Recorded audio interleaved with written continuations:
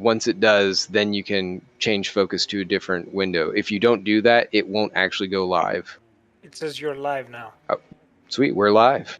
Welcome. Do they hear me now? Everyone can hear you. Oh shit. Oh.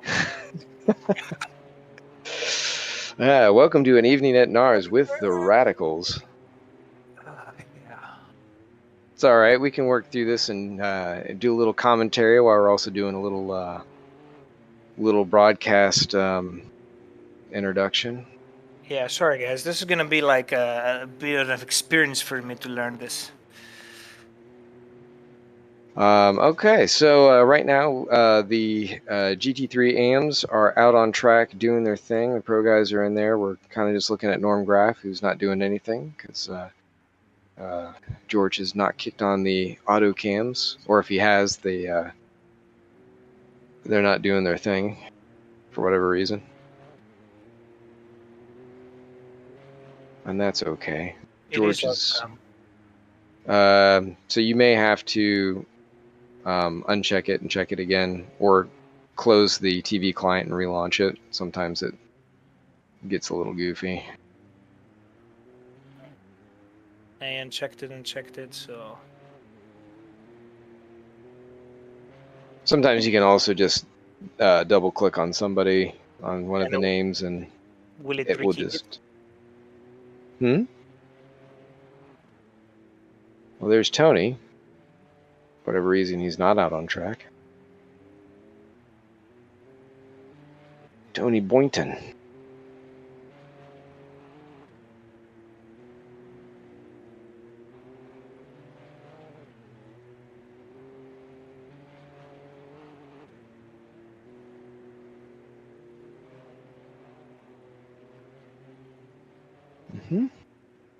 Is anybody on track yet? Oh yeah, quite a few people out on track. This stupid thing selecting the wrong people. So in some cases, you just kind of have to click it and save us the. I mean, normally it should be fine. Like you just, I don't know. Sometimes when there are an awful lot of people that are in the pits not doing anything, it can be weird with the auto cams. But you know, you've got the power. Right now, it looks like there are 3 people out on track. Only 3. Okay. I think. There might be some more. No, just those 3. So basically up on the tower there, as you can see, if somebody's position is lit up in white, that means that they are out of the pits and circulating on the track. I cannot see that right now, but I think I have to reconnect the TV plug-in. Yeah, you may have to click connect again when it will not automatically connect. So once you do that, you know, make sure your 2 check boxes at the bottom are clicked, and then you can check that 3rd box to get the auto cam. Yeah, the problem is, okay, I'm closing the TV client for this. Okay, next.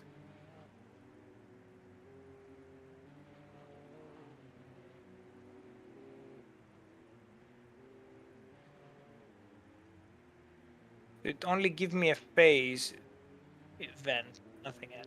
Oh, that's fine. Yeah, there's nothing happening right now. As long as you see the drivers on the left-hand side. I can double click on those? Yeah. So everybody's in garage. Let's see, Paul. Yeah, so if it says for status GAR, that means they're in the garage. Yeah. So now you might see Tom Nacella had a V-low, velocity low. Something happened to him. How do you know? Because I have it up as well. From where? From my computer. Tom Nacella coming out of the pits. Trying to get his flying lap in. So do I double click on the right side or on the left side? So if you want to just go to that driver, you can double click on the left. Doing so on the right will also take you there. However, if you just single click on the right hand side where you have the event and then go down below that panel where that event button is, there's a number next to it. And if you click event, it will go that many seconds in front of the event you have highlighted. Oh, I double click on the right side. I don't know what that does. If you just double click, it will just go to that driver. Oh. Yeah, you have to actually click event down at the bottom for you to go to that event. I see. As we see, Tom nosed it right into the front there, trying to struggle with the current track conditions, which are not very favorable in this very, very slick track. Doesn't look like it's quite too bad yet, although it is certainly wet enough that it's creating a bit of a hazard for drivers. See Bruce Hopkins here trying to get the most out of it. Oh, he's actually taking those corners pretty well as he comes through the chicane section.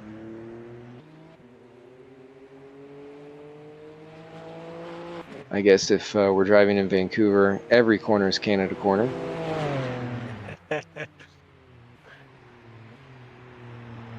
He's got a pretty good line here, a little bit tight, but works out. And gets right out to the side there. Tom with another slow going. Not sure what's happening with him, but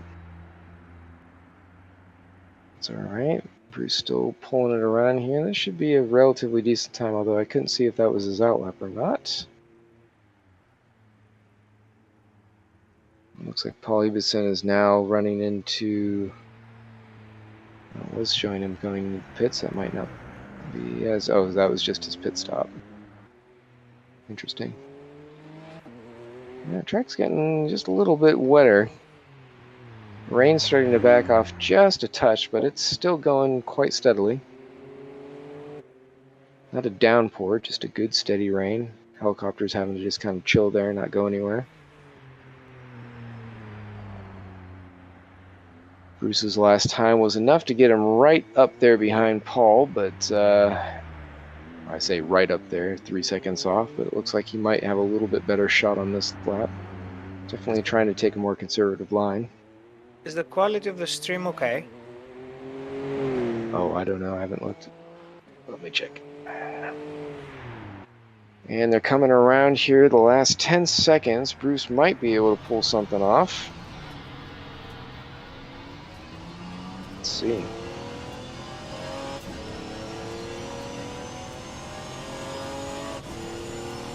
I dig that camera.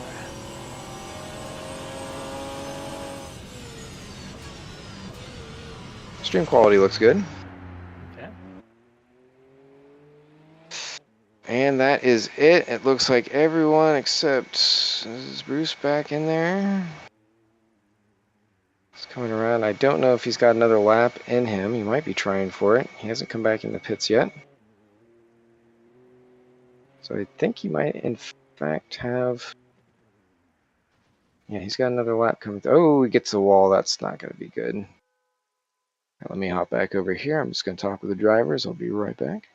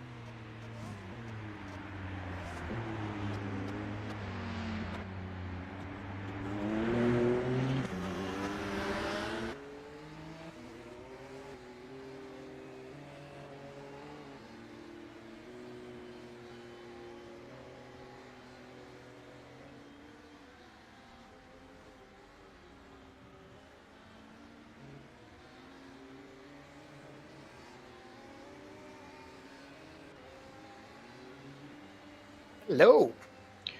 Back again, just talking with the drivers, getting everybody set. Looks like we're all good. Everyone's just kind of doing last-minute prep. George, a couple quick notes on some of the things going on here. So,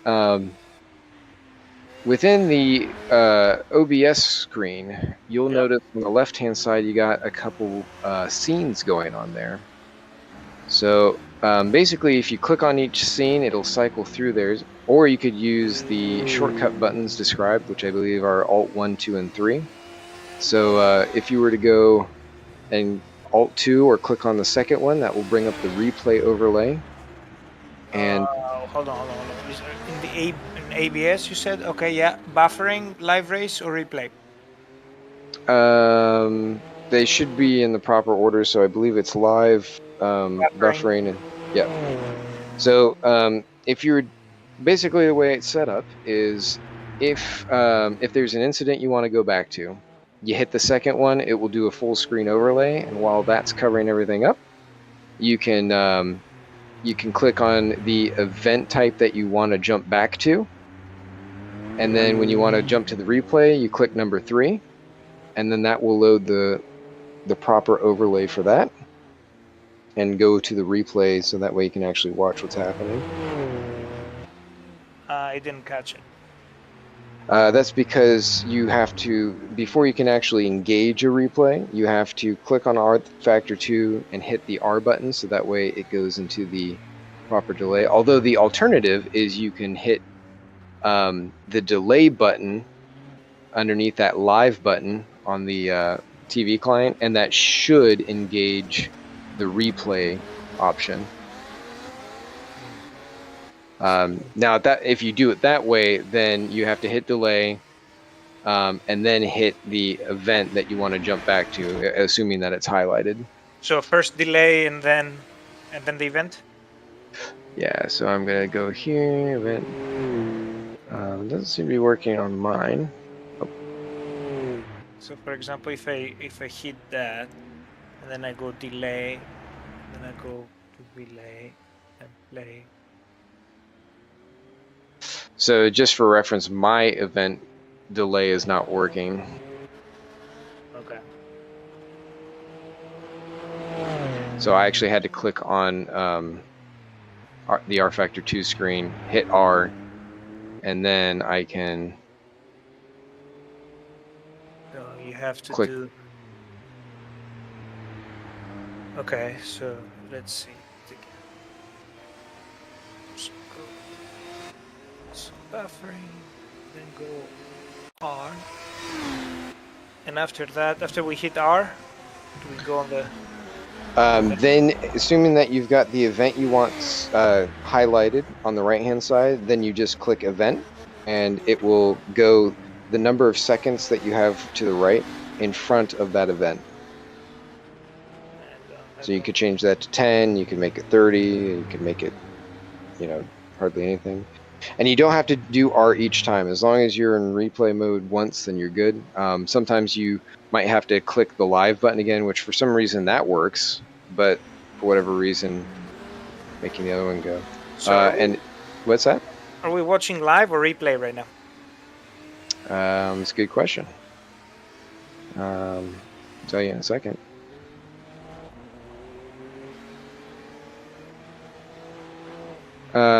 Seems to be mostly maybe not live. All right, so we are live, yeah. So again, to do this replay, how do you do it? So first you engage so you can select, maybe you select the event that you want to go to first, so that way it's highlighted. Okay. And then on OBS, yeah, I do the buffering. Yeah, I got it. Yep.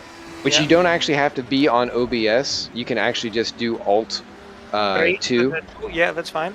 And it'll go right to that, so that way you don't even have to worry about it. And then make sure R factor 2 is on replay mode, which it should be if you already did it once. You only have to do it once the whole time, and then you're good. And then you would go to the third scene.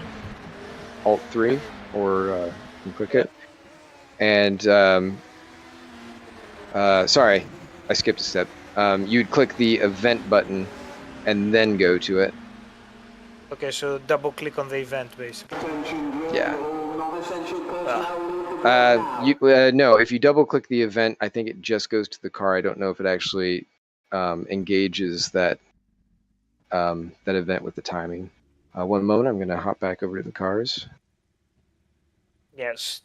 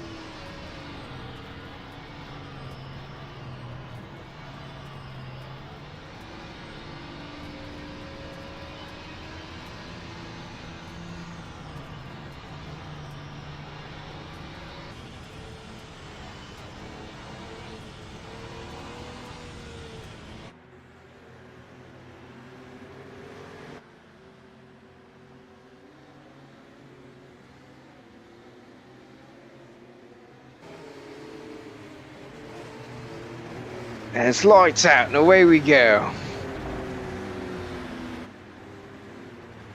All right, everyone pouring down into turn 1, 2, taking it easy, tiptoeing through the complex, and just trying to get a feel for what the cars are going to do on these cold, wet tires.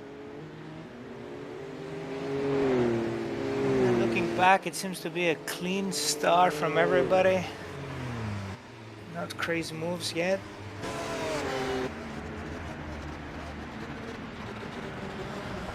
Mardo leading the way for the pro side of things. We'll see if he closes in on Bruce and Paul at the front. I'm sure he'll be harassing them, although Daniel won't make it easy, and we'll see if Norm has anything to offer, although he's got his handful with the GT3s behind.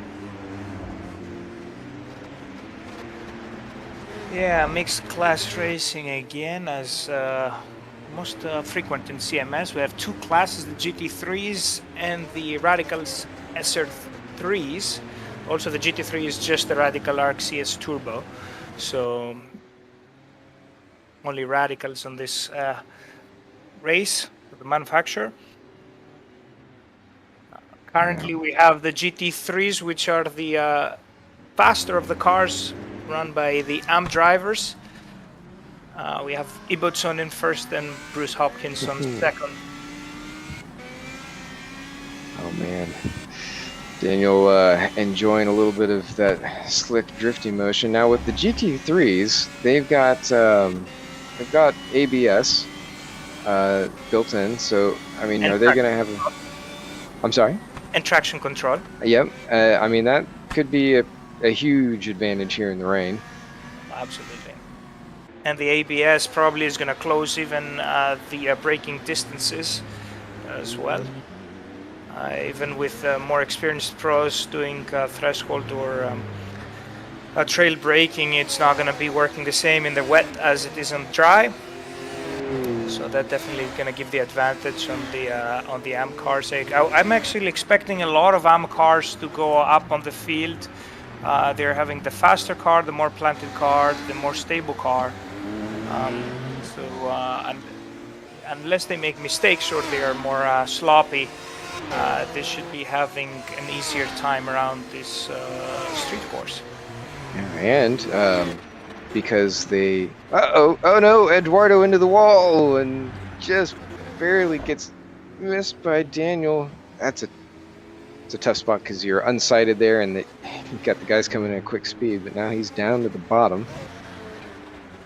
No, actually, he's still got 3 drivers behind him. Man, they're way back there. I wouldn't expect Jason Whiter to be so far off pace, but he might just be kind of struggling away. I know he's kind of had a tough week staying on top of things, so he might not be too prepared. We'll see how that works out for Eduardo. Normally very fast at the pointy end, but these conditions are just really very ill-suited for a quick drive out of the SR3s. Yeah, it seems that at the moment I couldn't really catch it or get into the replay, but it didn't hit any walls that I saw, or he went wide off, but rejoined safely. Yeah, it wasn't too safe. Of course, the GT3s also have the advantage of the drier driver, since they've got the nice canopy around them. They can stay cozy and warm.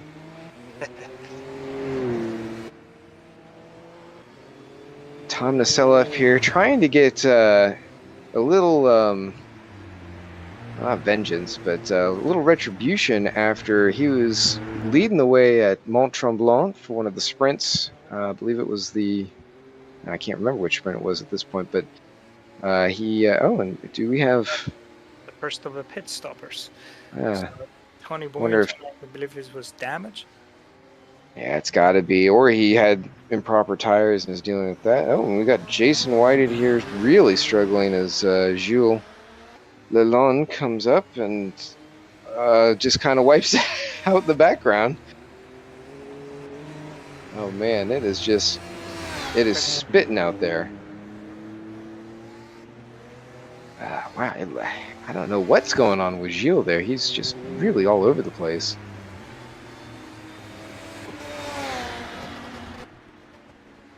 Just came out of the corner. He might have just goosed it a little bit too much. It just very awkward. He just could not catch it.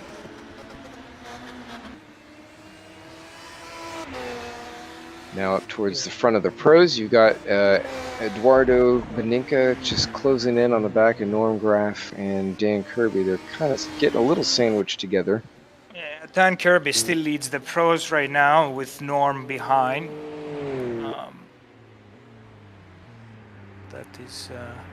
That is the fight on the pro side of the field.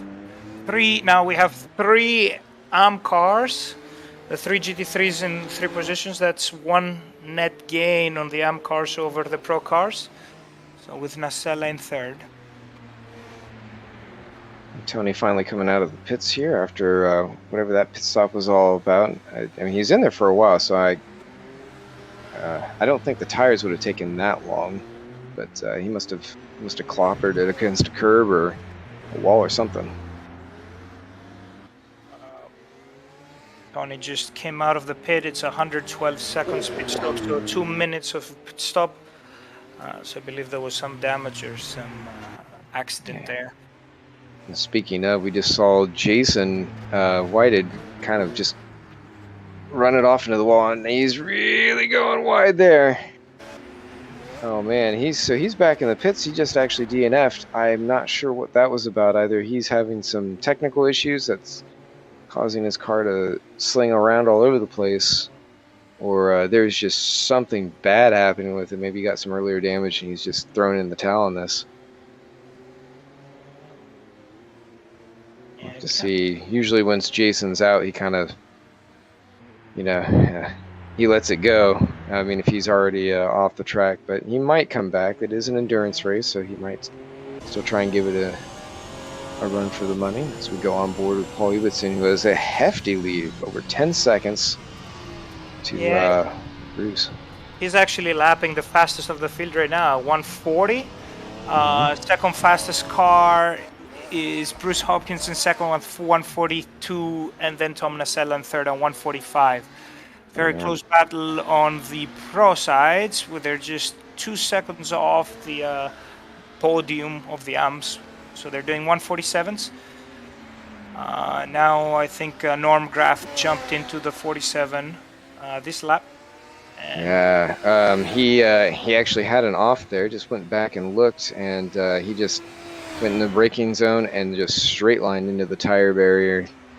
Got going again, but he's now got some damage he's got to contend with. And there he goes again, right into the wall. No, I think that's the replay. I think I actually got it. Oh, nice. By the way, when you're running the replays, you may, or running the cams at all, you may want to turn off the auto control. So that way it doesn't skip around other cars in the midst of that. Okay, I see. So just press the delay, right? I would say that didn't work for me for whatever reason. I actually had to go on R Factor 2 and hit the R button to get it to jump back in time, and then hit the event button so that way it would properly go to where I needed it to. I see. But if you missed the event, then you missed it, right? Well, if you set it on like 5 seconds or something, that should be enough time to click the button and then swap your scene. I see. So we can try it out now and go back and see what happened to Norm Graff. Okay. So let's try this.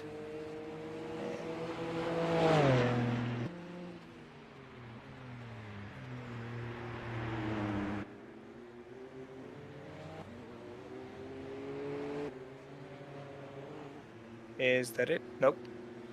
Looks like we're on, was that Tony? Born Tony? Yeah, so the event, this V-low, maybe that's the first one. So we appear to be, yeah, it doesn't, somehow the replay, it's tricky.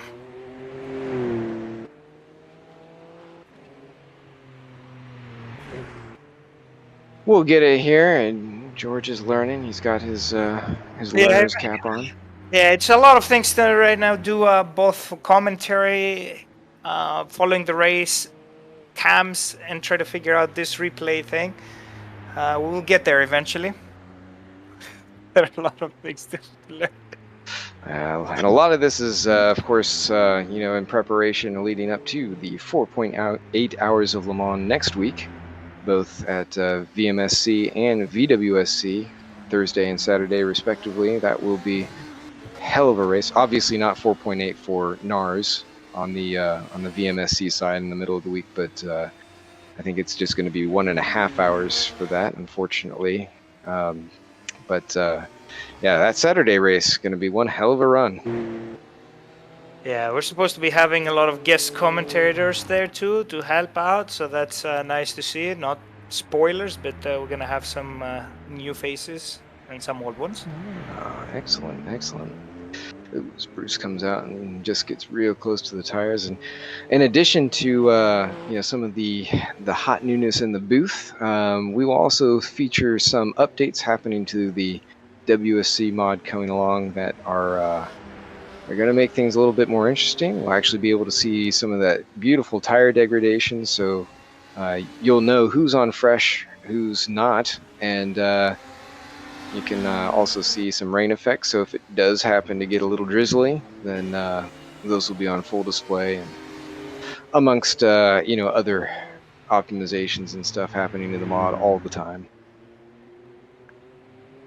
Yeah, I'm super excited about all that stuff. Yeah, You're talking about it the past 6 months, and finally to see them, it's a good surprise. Yeah, well, we've all been spending an awful lot of time learning, just figuring things out, what we want to make happen, what R Factor 2 wants to have happen. The constant conversation back and forth with the software. It usually wins any argument you have with it. Speaking of which, there is a big fight right now between Eduardo Beninca and Daniel Kirby. They're closing up on each other. Yeah, Eduardo, I don't anticipate he'll be back behind people for too long. He had that little toss-up in the beginning that sent him back, but now he's definitely got the tractor beam on, and he's pulling him in. Yeah, he's pulling Kirby, but Kirby is also pretty fast, so I don't know if Eduardo is still carrying damage from the first incident. But the gap seems stable to 3 seconds. We'll see what happens there. He'll it's actually dropping down. It's like 2.7 now, so there is I mean, Daniel likes a loose car for sure, but Eduardo definitely seems to be a little bit more stable, a little more consistent with these conditions. Maybe it's just a little bit too much for where Daniel would prefer it to be. Yeah, it's not that Eduardo. Oh, twitchy there too. I was gonna say that.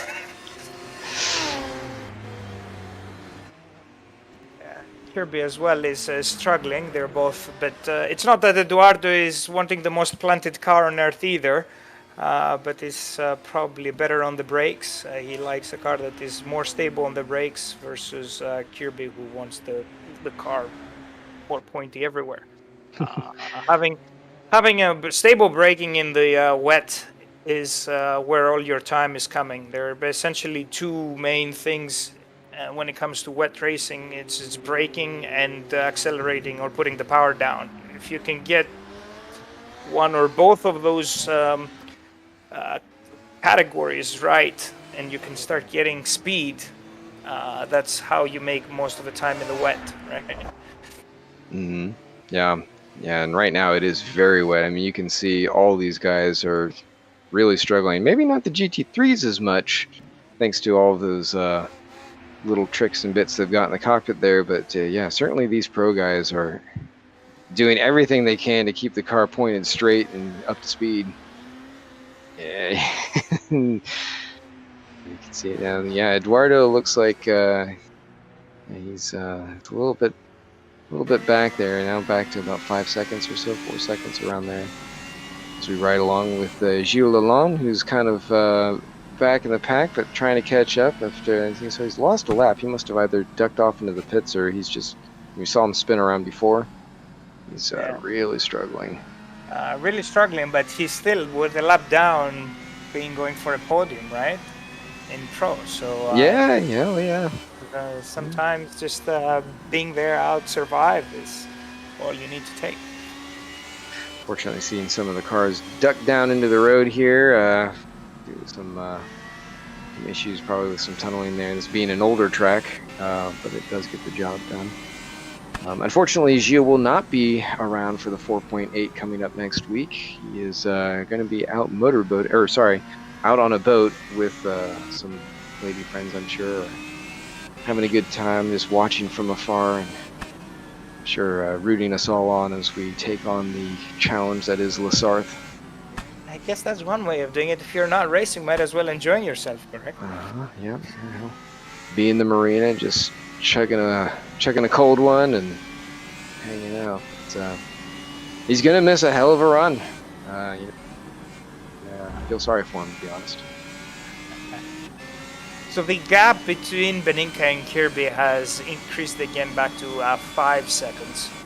So that is not coming down as progressively. So I believe that either Eduardo is struggling more with the car, or Kirby is actually eligible to keep it on the road more and be more consistent. I see that lap-wise again, Eduardo is trying to catch up. His 0.4 seconds on the last lap gain. Mm-hmm. Yeah, so it's pretty interesting that we've got and Tony DNFs. Out.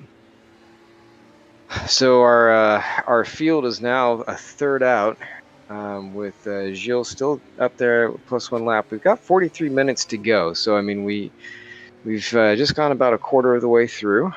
Still plenty of time left. We haven't even made it to the first official pit stops yet to check in for fuel and any type of tires. The track normally kind of tough on tires, just being a street circuit, a little bit flat. Got a lot of weaving going on here. Not as bad as some, but still it's a little tricky. For some reason, Gilles is the only car I'm seeing here like ducking down into the track. Oh no, and Bruce hard into the wall. Oh. I don't know if that... you saw Gilles kind of slowing up and kind of moving over. I don't know if he saw that coming or what. Oh yeah, he's got problems. Yeah, look at that car move. It wants to crab badly. That front end is mangled. Bruce will have to come in, or maybe unless he thinks he can handle it for the the remainder of this stint. But does that mean that Nacella may go for an overall lead? There's an option that if one mistake or something happening from Ibbotson, that Nacella can take his first win in CMS.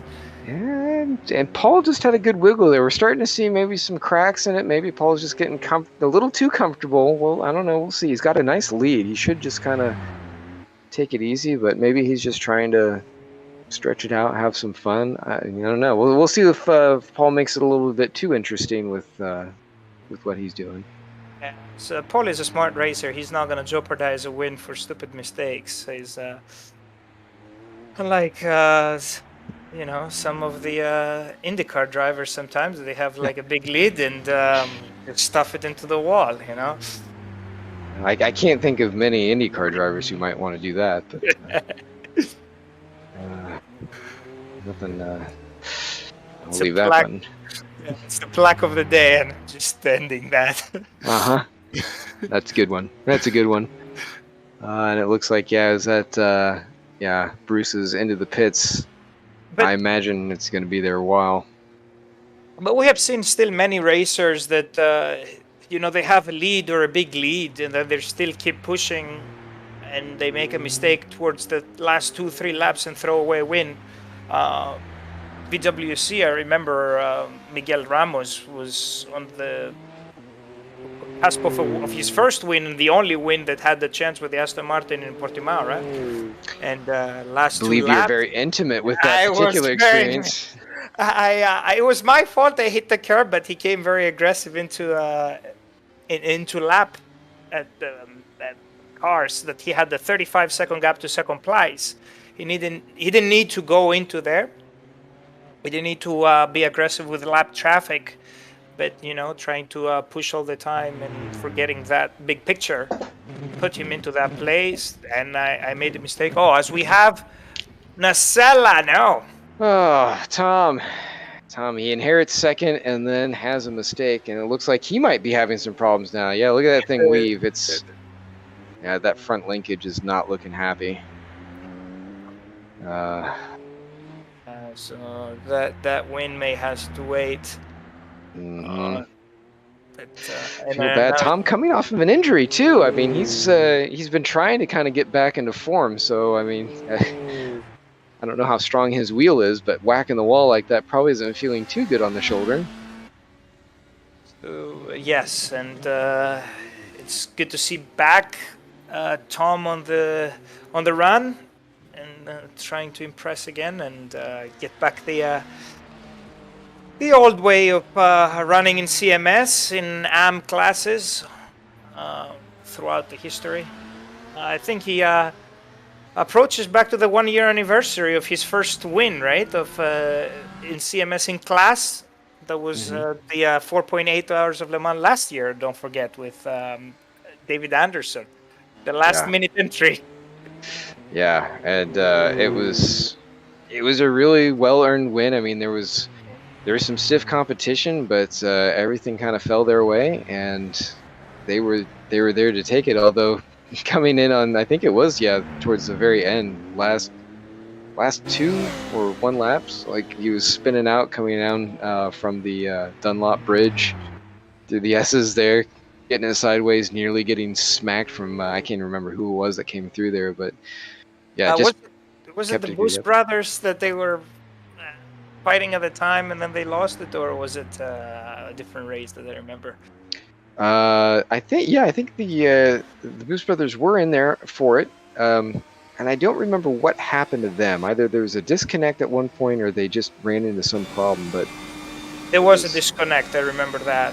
So they were not having the greatest run in the beginning, but then they kind of fell out of contention.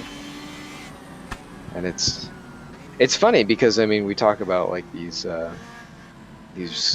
sim world issues like disconnects or just kind of goofy things that happen, and it's very much commonplace for that kind of stuff to happen at the real life event. So I mean, you feel bad for them, but almost it just is kind of a reflection of reality. Like, yeah, you're gonna have problems. There's gonna be stuff that happens, and as Bruce again flirts with the wall, he's back up to 5th, and now he's actually fighting Gilles for position. That's what I was trying to say. Gilles is not going to make it easy. He doesn't make it easy to other competitors. So that's going to be an interesting fight. Bruce obviously has the speed. He has the much faster car. But this is now for position. So, and I think Bruce has also a damaged car. So that's going to be interesting to see. Yeah, we saw him tuck into the pits, but I don't think he was there for terribly long, so he must, and as you know, getting any kind of severe damage, it's just very odd watching Gilles do like the Jaws theme as he ducks under the road and pops back up again. He's no idea what's doing it. He would be too. I mean, I don't.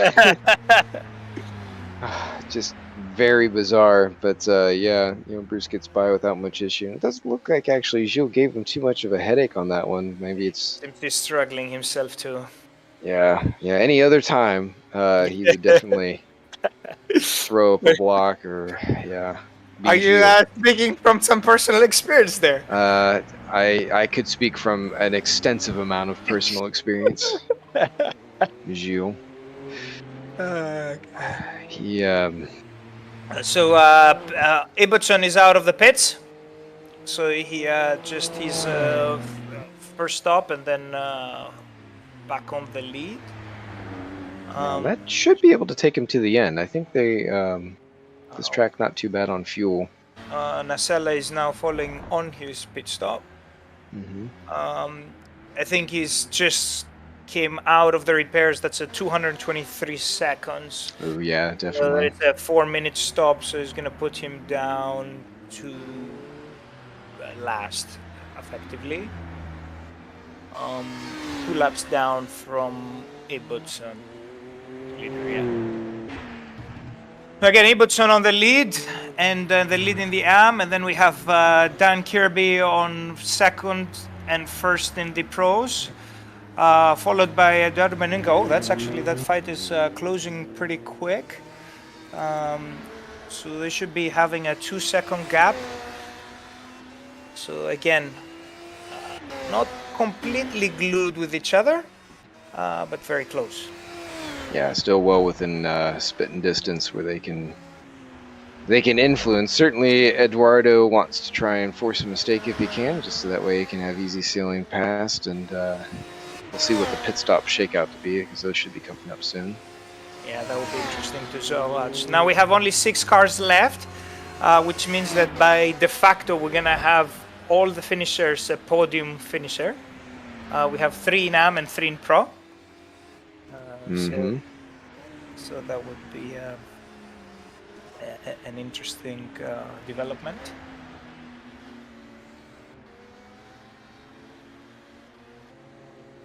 So we're coming in on the halfway mark, just a couple more laps to go, and then we'll be there. We'll see how these guys kind of split their race up.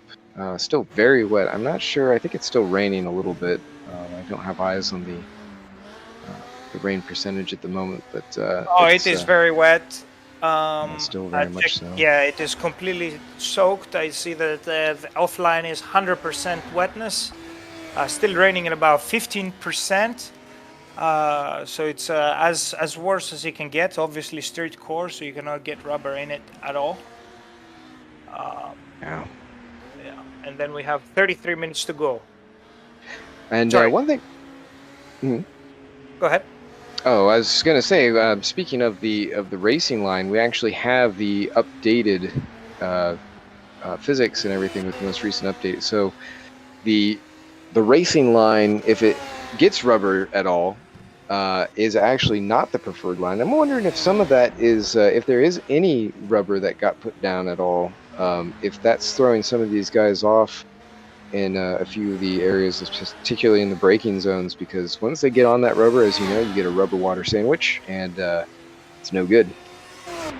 Yeah, you just slip and slide all the way into the wall.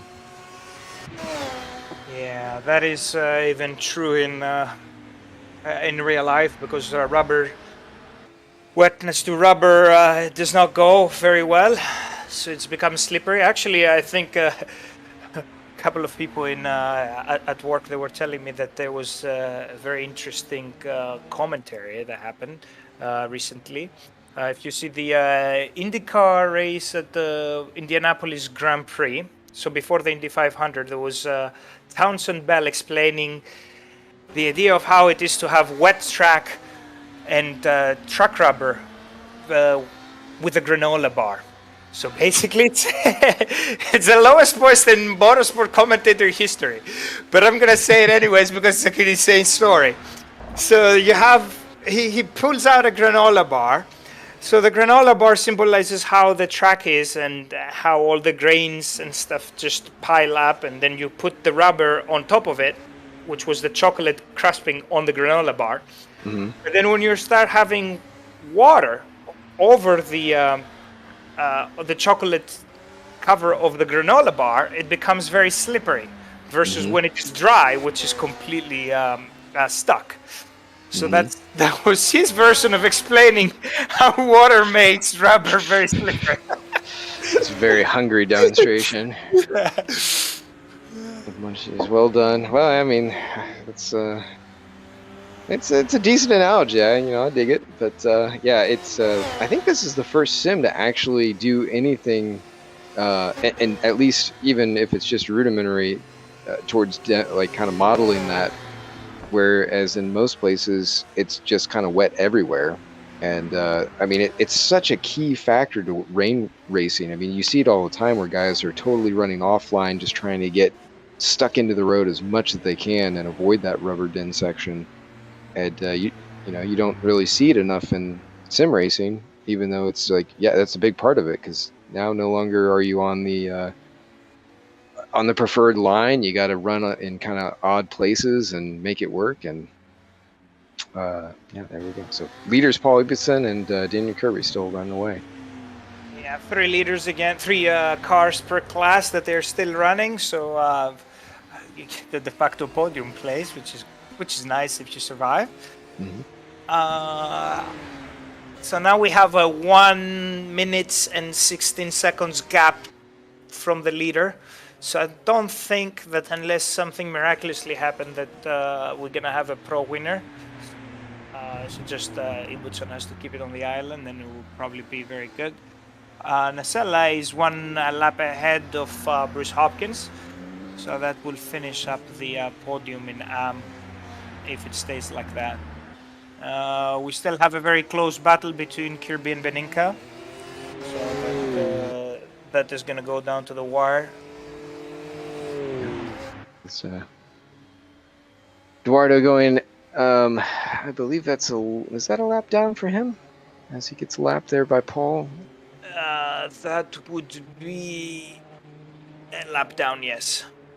So Paul doing a good job. He's I definitely enjoyed my time fighting with him in GT1s and back when we did those, the 2010 series, and can't remember if we were pitting it out anywhere else. I think in the NASCAR series that was run, the Xfinity stock cars. Really good time there. He's an interesting driver because he has gotten a lot more consistent. He's been really strong. It's been really cool to watch his progress over time because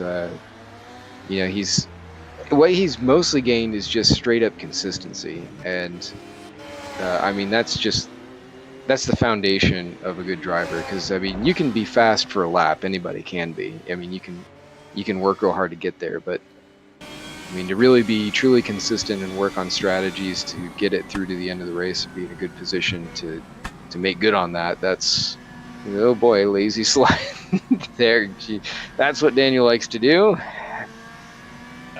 Intentional slides, most of them, but in the rain, they don't need to have that much intent.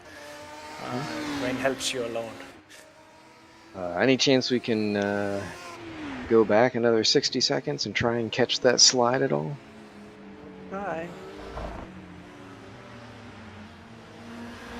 You may just have to set the delay in that particular case after you hit the R. It should be the same sort of thing, but I wonder I cannot see that.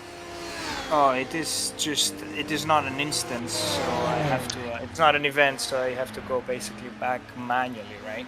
Yeah, you would just set the time, and I mean you do it the same way, except instead of hitting event, you would hit the just the delay. I'd say you could probably set the delay to about 60 seconds, and that should get us back there.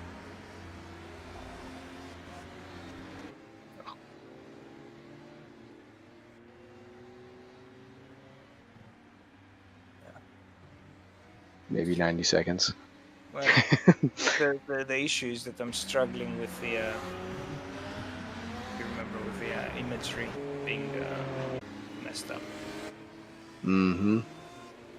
You know what I'm talking about. The yes. machine having trouble following my commands. Yeah, in those cases, I usually just kill the paper space machine and bring it back up, and that usually kind of whips it back into shape. It's a little unfortunate that it can be a little bit more consistent. There are some things we can look at to try and improve that, but... Okay, so let's try 90 seconds if I go there. Maybe 120. It got the wrong driver, so... He's riding with Tom Nacelle. Look how much input he's trying to throw in there. So the car is really plowing when it's going through the corners. Oh man, it's so sketchy. It's got to be terrifying for drivers in real life when you just turn the wheel and it just keeps going straight towards the wall at speed.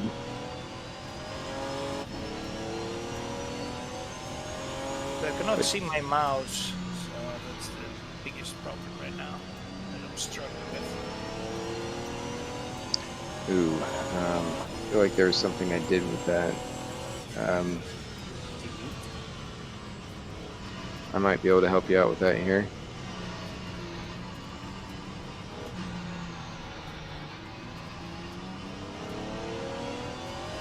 Let's see if this works. Oops.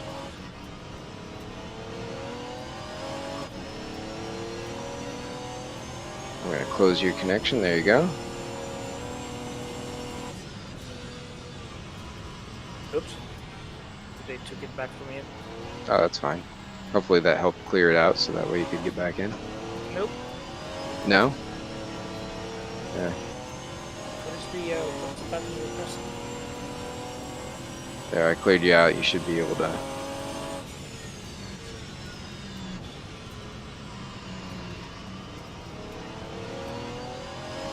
This is pretty good. So yeah, feel free to pop back in and take me out whenever.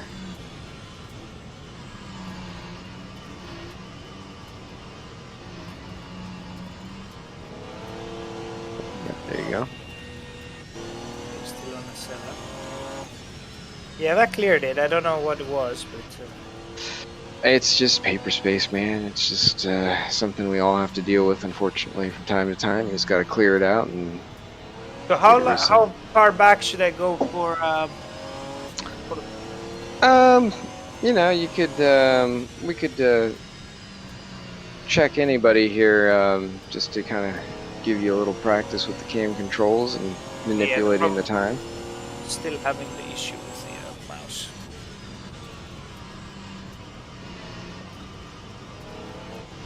So all these rain effects you're seeing on screen now, we'll be able to have those with the BWSC, and looking forward to that very much so. And VMSC, of course, which I haven't even looked at what the forecast is going to be coming up next week. If we should expect similar things to like what we're seeing here, or if we're going to have a nice bone dry hot race, which I know you're looking forward to. Yeah, I'm having no mouse capability at the moment. Still no mouse. Oh, you changed the size somehow.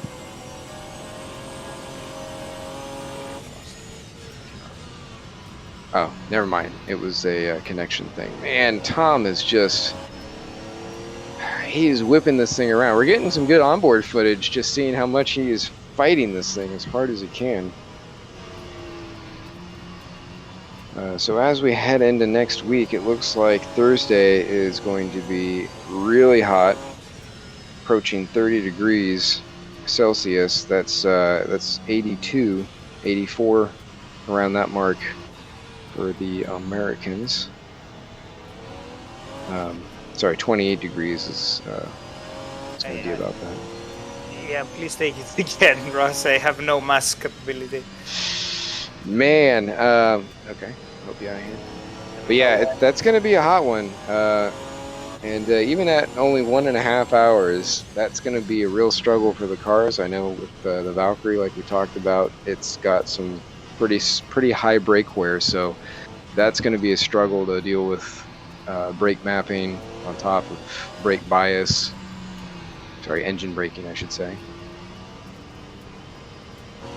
It's going to be a challenge, and I'm curious to see what happens to some of these other guys who may not have done longer stints, or just kind of like, you know, seeing what they can do to get the car feeling good, and then run from there, and maybe not pay attention to some of those more detrimental factors, because as we learned from the Nissans at Daytona, you lose your brakes, your race is over. That was here.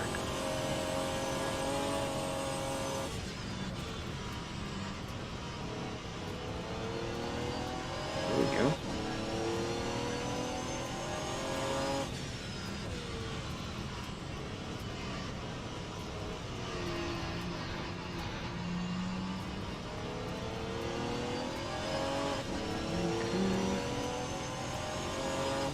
Trying to do Taking it back. I'm trying. Let's see if it cooperates.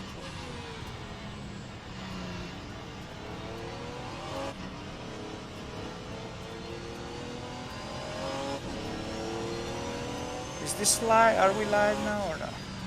I believe so, yeah.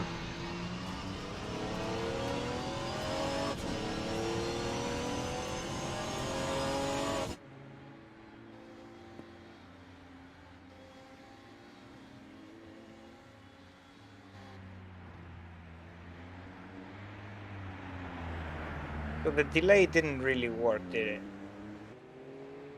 I wasn't paying attention there for a second. I was trying to look at some of these. Because it should be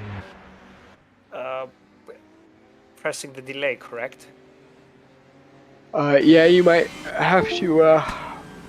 Well, first of all, you'd have to do, your replay overlays, so that way you go through that, and then make sure you get the R going in R factor 2, then set your delay. I think I did that. Okay. Well, if you know it's set up, then all you have to do is pop up your replay, hit the event or the delay, and then you should be golden. Well, the delay didn't do it. And it's loading now. So I'm off the stream again. Oh, I got it back. Many technical issues here.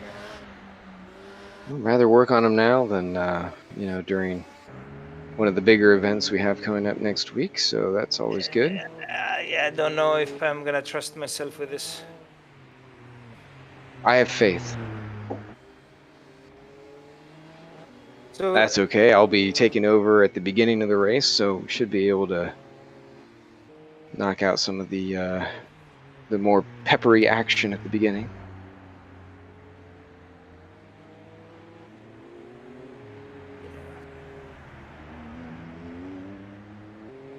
So let's get. So again, if our factory is in replay mode, okay, and then we go back into the TV client, and then Paul Ebetson's in the pits. Okay, so let's try that one. So if I hit this, it doesn't get the message here. Okay, so it does get the message. And then if we go back to Everton, back to life, back to reality, and back to replay, there's this so Everton pitting. We are on Eduardo right now. So this does not select it. Looks like you might not be in the right mode.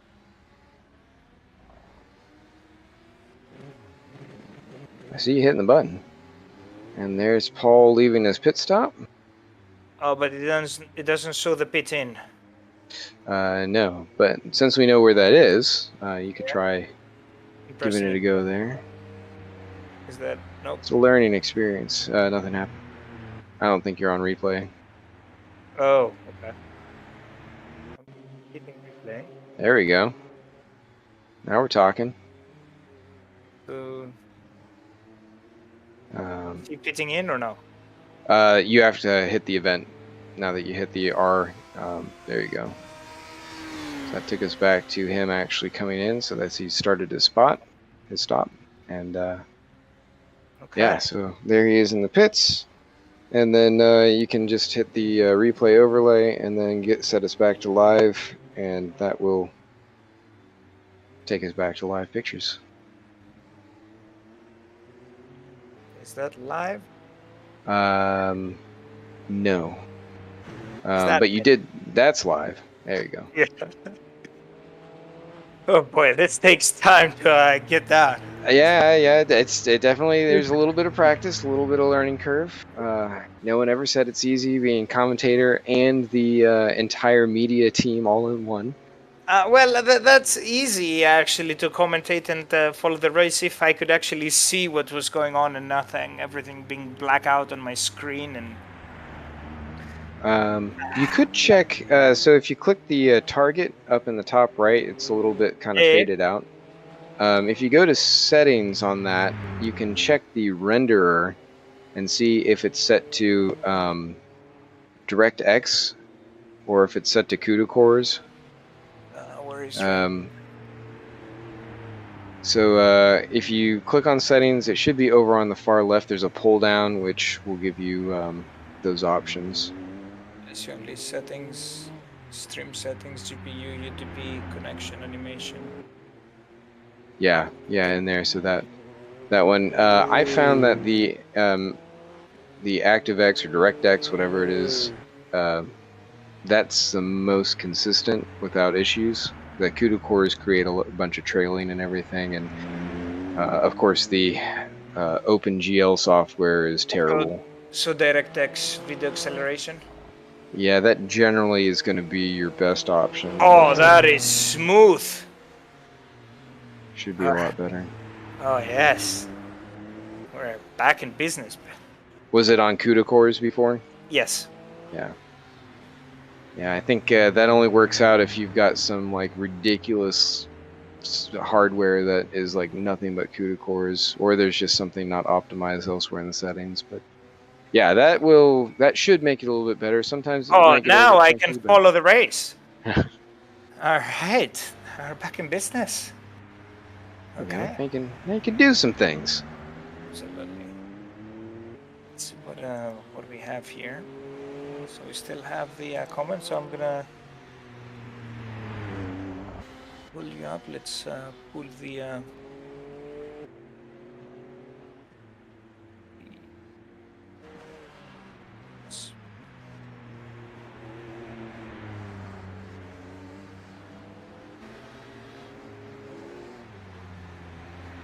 Go back into the entire lead and then see, of course, what's left.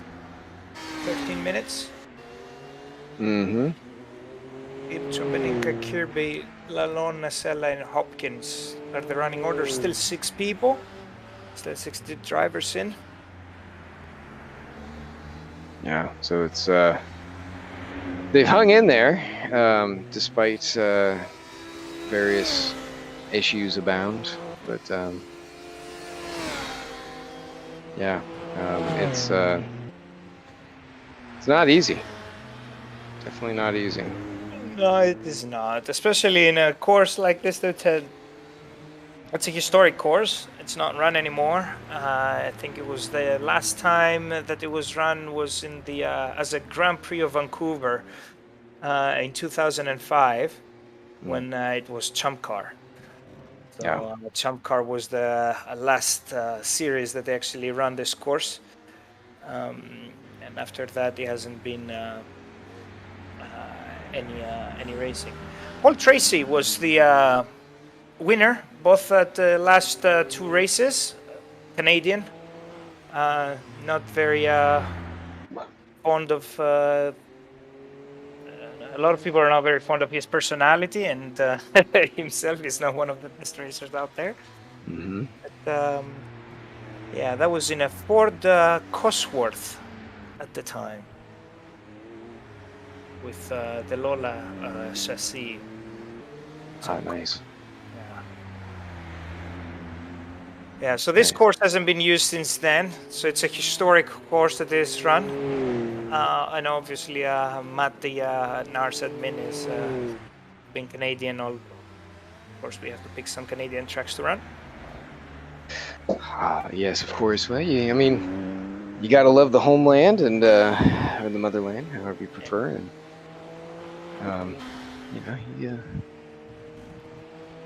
he's a proud Canadian, as he should be, and it's a good track. It's just oh, Kirby on the pits with 10 minutes to go.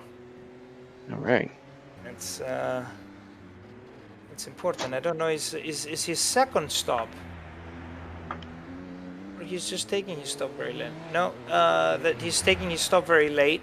So Eduardo hasn't stopped yet. Oh well, and we say that Nacella is taking out the cones and hitting also the safety tractor right there. That's not a good look.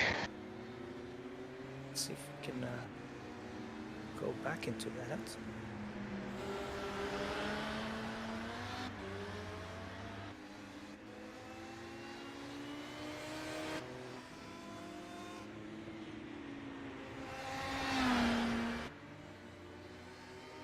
I lost my mouse again. How do you remove it? How did I remove the mouse? How do you get your mouse back? Oh, I don't know. Let's see if that's the... No, just that event. You could Alt Tab and try and do some things. Is that the fight for the... is it Beninka? Is he following right now? So he's following Paul Ibbotson, but I think that's a lap behind. So it is important now because I think they have to do, everyone has to do a pit stop, correct? They should be cycling through the last ones. I mean, they only have about 10 minutes left. And yeah, but I see that Beninka and Lalonde haven't pitted yet, which I think that is not correct.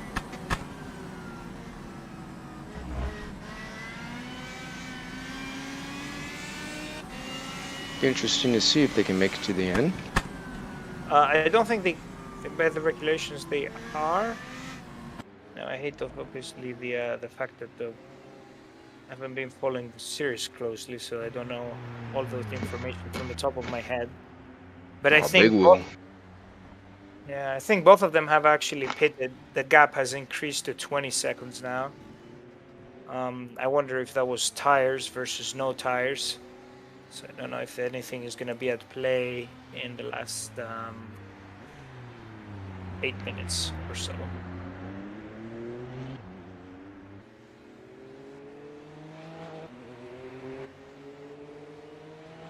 And coming down to it. Wrapping this puppy up. Pretty spirited field. It was more about one of these old races of survival. Still raining 15%, so it hasn't stopped at all raining on a completely soaked Grand Prix, or actually race.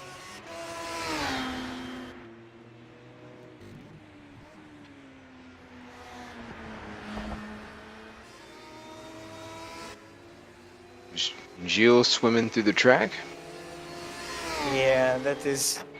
And it pops out again. It's up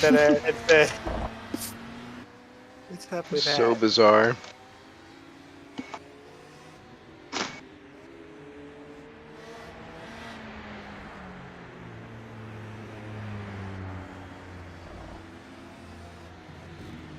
Poor Bruce Hopkins, who was so well positioned at the beginning of the race, and things just kind of fell apart for him. Yeah. As we said in the beginning, right? It's all about survival. It's all about just being there, putting your laps, being smart, and doing what you think is right, and not over pushing the car, not going above the limits or exceeding those limits, because all it takes is just one bad mistake, as we see the sparks from Dan Kirby's car as he goes around the last corner. Yeah, and Hopkins back again on the pits. Mm-hmm. So it's pretty hard race for him.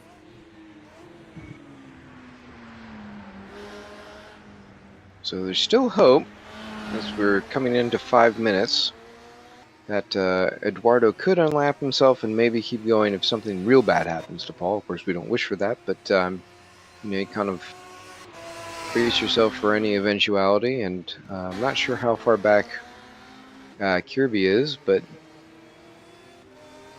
we've got all three pros lined up here. Now I have a question. If I mute the speakers on the computer, would that affect anything? Mute your speakers? No, if I mute the speakers now in Paperspace,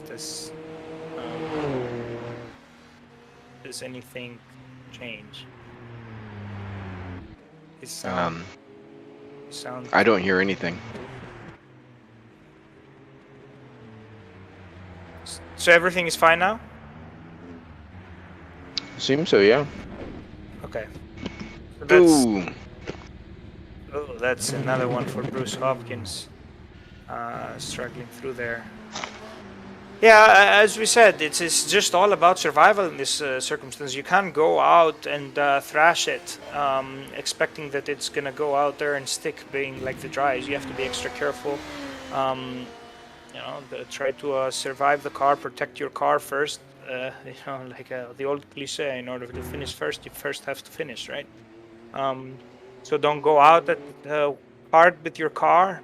Make sure that you are there for 80% of the race or the last 10, 15 minutes, as Nacella has another lazy spin hitting the rear left of his race car out there. I don't think that did he catch the wall? He was pretty close up to the tire barrier. Looks like he might have gotten away with it. That thing is getting so uncontrollable. Yeah, look at that beautiful slide. Looks like you are getting that replay going there. Well done. And then right about here, there is he's way out. Yeah. Yep. So. Gets it backed out and moving again. And as we see, now Lalonde lapping now. He has actually moved up to 4th place. Hopkins for another stop. Oh man, it never rained, but it pours. Speaking of, I think still it's raining. It hasn't stopped yet, so it's fully wet. But yeah, as we were saying before, all you have to do is just make sure you're there for the last 80. You're there for 80%. You can survive, and you can have your car at the last part of the race, so you can actually attack and make something happen in case you're close. If you're not there and you have to play catch up in those conditions, it's not going to work out. Yeah. That's the lesson of the day. Too bad for Bruce. He had the pace. He was lapping around. Nacella had very similar pace too, but he made less mistakes or fewer mistakes, and he's now second in AM. Yeah. It's a good fight back. I know that he's always, a little disappointed when he can see that he was so much closer at different points, and man, he just has such terrible luck. Oh, Eduardo! The thing's driving around there like a boat. It is driving around a boat, and I wonder if that's the tires versus no tires, because Kirby is having 13 seconds on him. Is closing up rapidly, but 10 seconds now, but I think it's going to be too little too late for Kirby. As that battle is going on, so I think in front of him is the car of Gilles. Yeah, so he's going for a lapped car, which is not going to help his cause catching up. 1 minute, I think Eduardo is going to think championship at this point, so just going to stop trying to play it hero and save the car and get the points, get the race, get the race win, and move on. Paul Ibbotson beating away, should be coming up on his last lap. Not sure where he is on the track at the moment, but yeah, leader is just going into sector 2, almost sector 3, so that keyhole of a corner right now, and then we're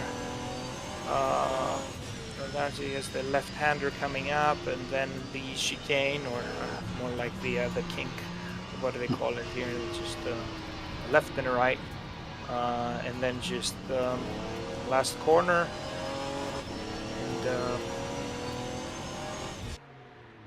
and then Paul Ibbotson comes towards the check finish line. 4, 3, 2, 1. I don't know where the line is, but did he cross it? No, he did not take the checkered. He did not take the checkered, so he's actually have to do an entire new lap. So that gives that is very interesting, because that gives Kirby an opportunity to catch on Beninca. He has 8 seconds now Remember, there were 13 going into the last lap, so I don't think it's going to be quite enough, but it's still something Anything very can happen. interesting. Yeah. Anything can happen in the last lap as Ibbotson still navigates with some lazy spins here. Let's go in the Kirby. The gap is too big. I feel the gap is too big, and he's also struggling with daily spins. And yeah, I think if nothing else happens, I think that Ibbotson has that. Oh, he's coming Oh, in. he's coming in. It's coming in. Did he underfuel the car? That's a good question. Did he underfuel the car? Oh, that can give is Lalonde on the? No, he's a lap down. He's a lap down, so that ruins us our opportunity to see a close battle change. And then, of course, we have the big gap between Nacella and Hopkins. So another 3 laps Wow. there. So again, Ibbotson navigates the last bus stop now, and then going into the last corner at the left-hand sweeper. And now you should be seeing the checker flag. There it is. There it is. So Paul Ibbotson with the overall and the AM win. Very, very, very dominant win. Stayed out of trouble. Have his couple of spins say lap the field. I don't remember if this has happened before, especially for Paul and an AM in general to lap the field for an overall victory. That takes me back to the VWSC Spa, historic 1971. If you remember, where every pro and every purist had their fair share of disasters, and then Brett Brooks in the AM came in and took the win. Mm-hmm. Yeah, I try not to remember the hay bales of death from that thing. Yeah, I remember you did have. I think you're very involved with an accident with as Beninka takes the checker now, finishing up first in pro and second overall. Yeah, that's a pretty good race now. Obviously, Kirby and Nacella are the only 2 cars circulating without the checkered. Nacella takes the checkered right now, exiting into the pits, and then Kirby. 2 more corners to go. I think he had it, especially with Beninka making that mistake early on. I think he thought he had it. I think he was pretty disappointed with this one. But he takes the points, takes second, and lives to fight another day. It's a shame Jason and yeah. Well, she dramatically hits the tire wall, and the car explodes. Definitely a little hot under the helmet for how that race went. But yeah, I think as you were saying, Jason. Yeah, Jason, Norm. It would have. I think that they were just kind of up against some different struggles for whatever reason. It would have been nice to see them kind of slug it out, because I feel like they could have been, pretty good in there if they just kind of held on to it. Norm just always runs it, hot and loose. Doesn't matter. That's just his style. Even though you needed a metered hand at this track today, but it is what happened, and. Norm's going to run his race, and fortunately, I'm kind of shocked by Jason's performance. I'm not sure what happened there, but it looked like there was either some terrible thing wrong with the car, either with the setup, or he was having some mechanical issues. But it was just way out of sorts for him. Should we actually take some of the guys for an interview, since we are here, anyways? Could pull them in. Yeah, please do. Hello, Paul. This is George Anzelidis in the booth. Congratulations on your first on the win in overall and lapping the field. Well, thank you very much, George. How was the conditions out there? Pretty slick. This was it's Vancouver, so typically Vancouver, a lot of rain. Yeah, there wasn't any decisions to be made on tires or anything. It was just full wet race the whole time. Did you change tires on the stop?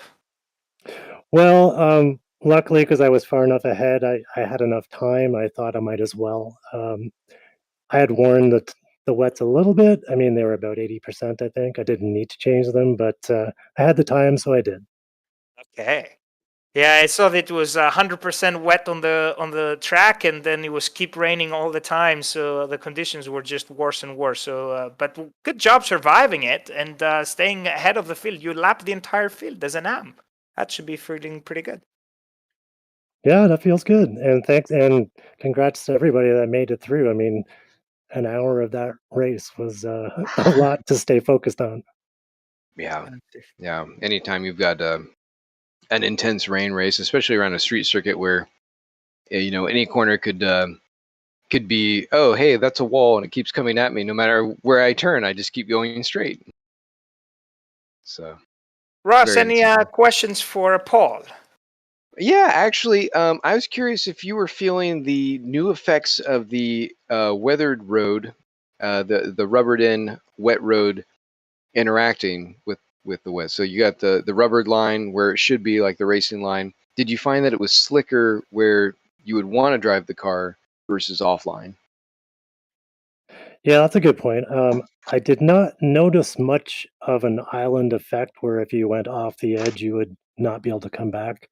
It might be partially my graphic settings as well. I don't think I really noticed. Well, obviously, there was no dry line developing on this, it was just full wet the entire time. So I think if there had been a race with less rain and more of a dry line developing, we might have felt more of that effect. But for me, no, it was just.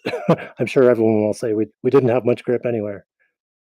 Yeah, we'll have to try it another time, I suppose, to see if that new update is as effective as they had tried to make it be. But yeah, thanks for the feedback. It's good to know, especially as we head into next week, in case there's any weather perhaps on the Saturday race. Yeah, I will say the weather in R Factor 2 is pretty amazing. I'm driving in VR, but with the beginning of the race with spray of other people around, boy, it's you you really have a tough time seeing. Mm-hmm. Mm-hmm.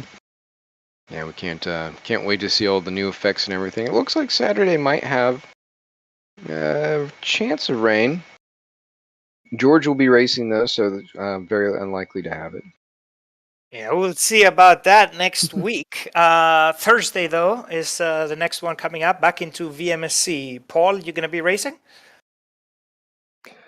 Yes, I am here for Thursdays, so I'll be there. And we'll see you then. Great, thanks very much. Thank you. Okay, so looks like we've got Eduardo Beninca here. We'll pull him in. Kick Paul out. Sorry, Paul. Eduardo, welcome. Hello, Eduardo. This is George Angelidis on the booth. Congratulations on the win.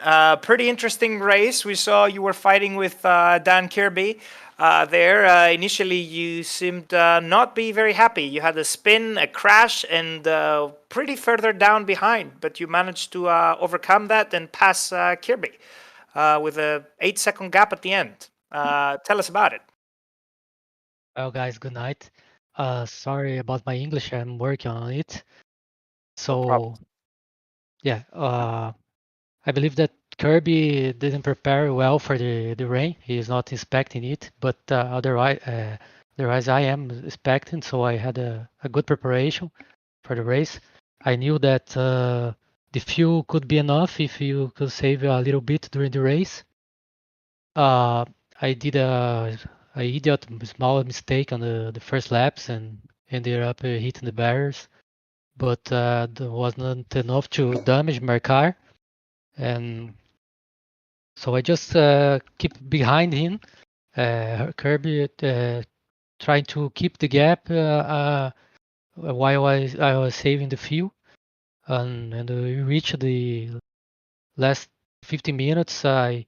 he stopped for complete the tank, and I kept going and ended up winning this race, which was an important win for the championship. Yeah, that should put you up, I believe, at this point. Yeah, so we had only 2 events now, and I'm looking for keeping this way. The fight is being harsh, but it's been very fun. So that's it. Yeah, we're lamenting that Jason wasn't around there to kind of spice things up. He just, if Kirby was having a struggle, Jason was just having a nightmare. It was it looked bad to the point where we couldn't tell if he was having mechanical problems with his wheel or what was going on. But he was out pretty early, and yeah, as you said, you were much more prepared. You could tell just by watching Daniel going through the corners. He had it out sideways pretty much every other turn. Yeah, so looking at the points, Eduardo, I see you're leading now with 312. Actually, you're leading even the entire championship, even with Pro and AMs collected, if you are talking all the points collected. But yeah, pretty big gap to Daniel.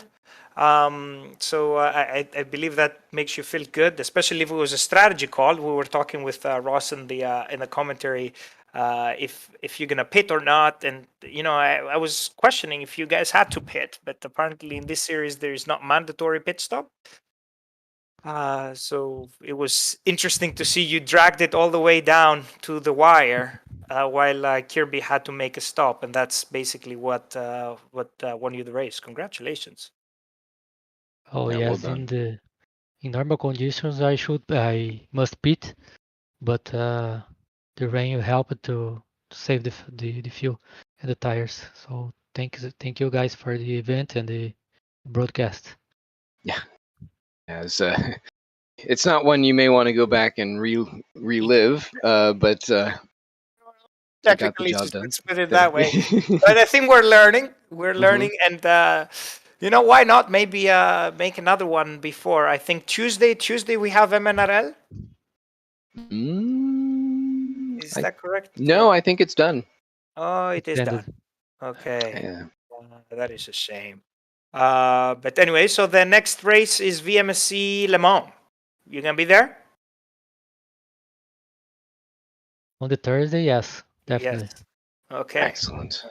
That would be an interesting race. I am not prepared for that one yet, but we'll be racing against each other in the GT class. You're driving a Lexus, I'm driving the Acura NSX, so we will, actually Honda NSX now for Le Mans. So it will be an interesting race. Looking forward to see you then, Eduardo. Thank you. Good night. Thank you. Bye-bye. So yes, this is the end. We're all done for tonight, and yeah, I can't believe that my first broadcast actually finished. We managed to do it somehow. I still think there are a few pretty quirks and issues. I would like to have another race at some point to test this. yeah. Well, I don't know how we're gonna get that one on, but well, we could always test out, do a test session, see, what's going on at Le Mans. The week of drivers are very active, so. That's actually very true, especially we're gonna have with the new cars being updated. We can have new cameras, wipers, possibility of rain, also on the windshield. And then we're gonna have the new livery showcased. We're gonna have the latest BOP coming up, and then basically a couple of people doing and including yours truly, driver swaps. So it will be an interesting week coming to Le Mans. Obviously, with the real race this weekend, that is gonna create definitely an interest. So looking forward very much so to that next week. Well, actually, all these 2 weeks. It will be an inspiration for sure as we go and do our own event. Nothing else. Hopefully, we make it all through. Yeah, so next we update our calendars for the next race being Thursday, the VMSC NARS, the 90 minutes of Le Mans before the 4.8 hours of Le Mans on Saturday, the 18th of June. Mind the change of time there, which is at 11 a.m. versus the 2 p.m. Regular US Eastern time. From Ross Smith. And That's me. yes, that's you, from Ross Smith and everybody in the booth and in the cameras. I'm George Angelidis. We'll see you on the next one. Goodbye for now. I have